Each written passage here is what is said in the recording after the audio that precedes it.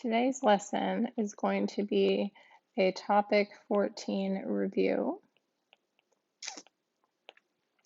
and this is for your wrap-up. This is your wrap-up test, which is on Wednesday of this week. So follow along with me. What you are going to need is you're going to need either the seesaw activity,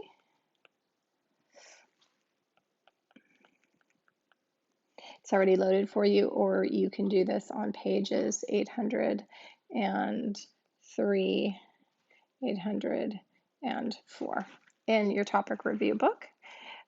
We have a test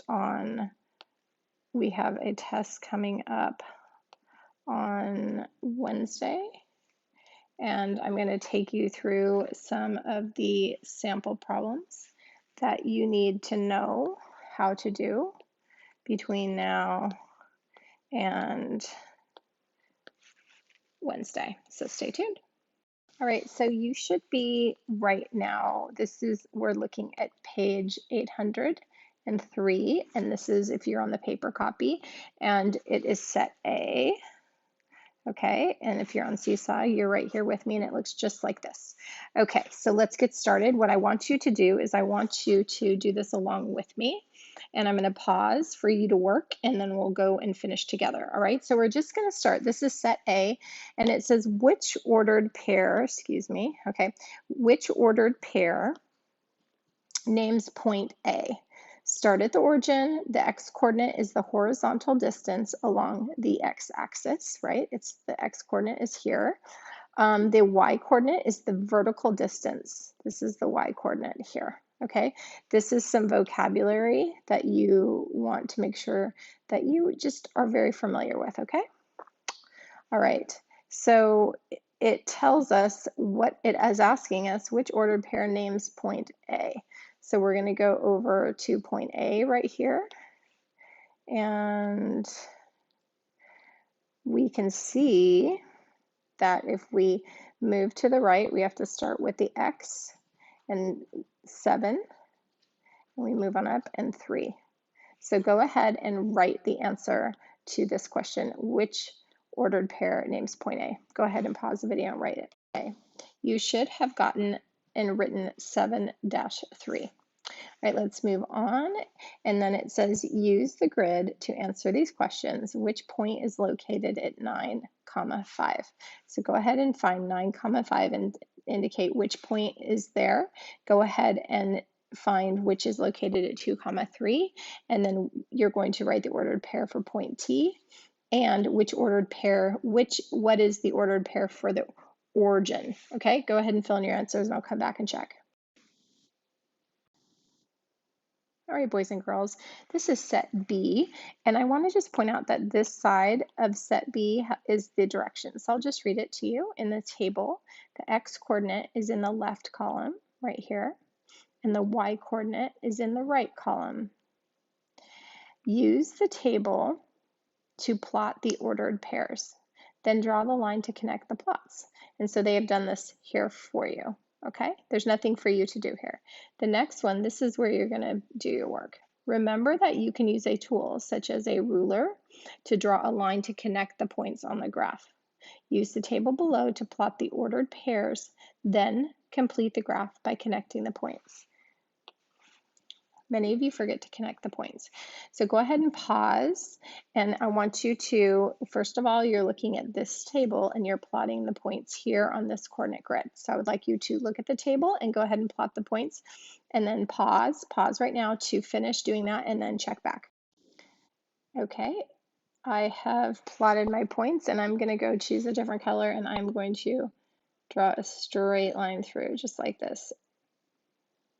All right, and then it says write two ordered pairs with x coordinates greater than 10 that are on the line.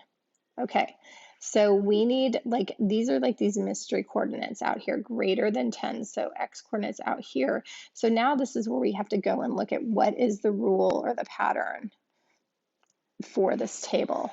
So let's look at this table. You've got the x side counting 2, 4, 6, 8. So this is going up by 2, and this is going up by 1, 2, 3, 4.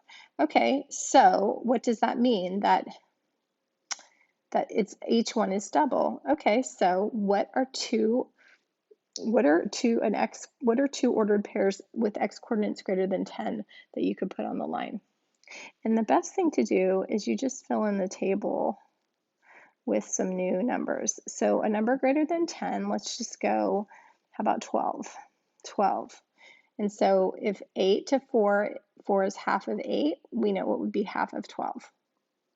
Yes, you're right. If you said 6, very good. And what if we decide to do 14? 14, what would this number be? Did you say 7? You're right. Okay.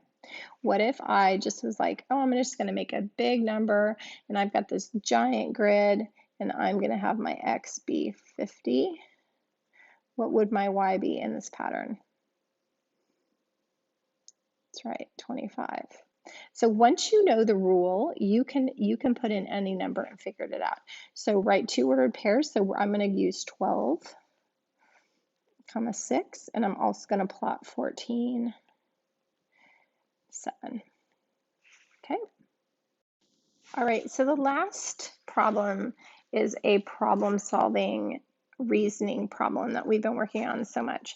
And they give you the scenario here, and they identify some thinking habits about how you can use reasoning. All right, and it starts with, what do the numbers and symbols in the problem mean? So let's look at that. So the numbers along the x-axis are labeled as hours. So this must be 1 hour, 2 hours, 3 hours, 4 hours, 5 hours, 6 hours, and so forth. And we're going to go ahead and label up here hours. Okay, and then what do these numbers here, 15, 30, 45, 60, what is that? What is that? That's the number of packages. So we're dealing with hours and packages. Okay. All right, fine.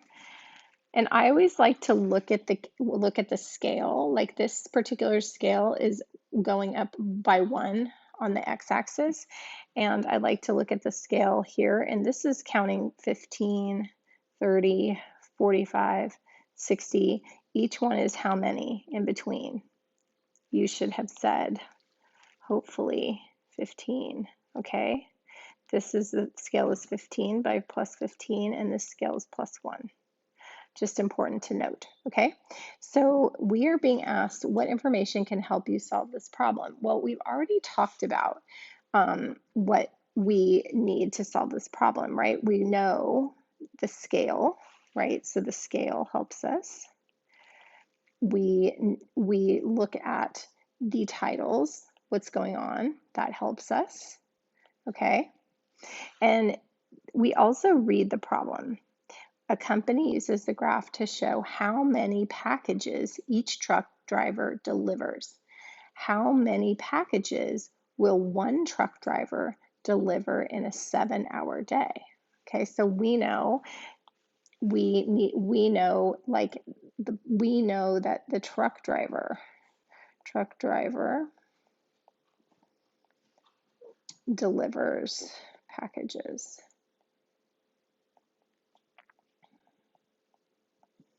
Okay, so let's talk now. Let's do this. How can you find the number of packages a driver delivers in 3 hours?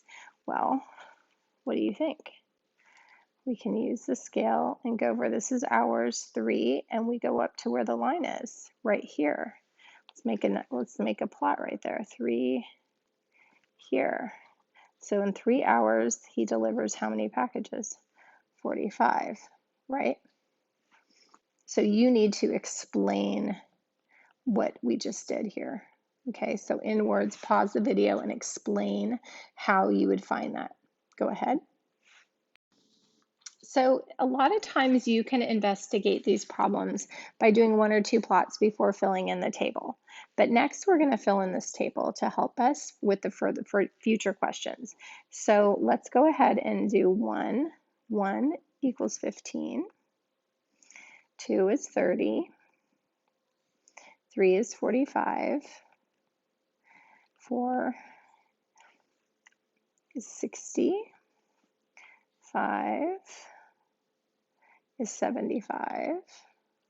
6 is 90. 7, so we can just keep drawing our thing like this, and 7 is 105. Okay, so we're all set to help us solve this problem. So how many packages will one driver deliver in a 7-hour day? Go ahead and pause the video and write your answer. You should have said 105 packages based on this graph. How can you find how many hours it will take for one driver to deliver 120 packages? 120 packages. How are you going to do that? Go ahead and pause the video and take a thinking minute. Well, if we know that each hour that goes by, he delivers how many packages in 1 hour? 15, right?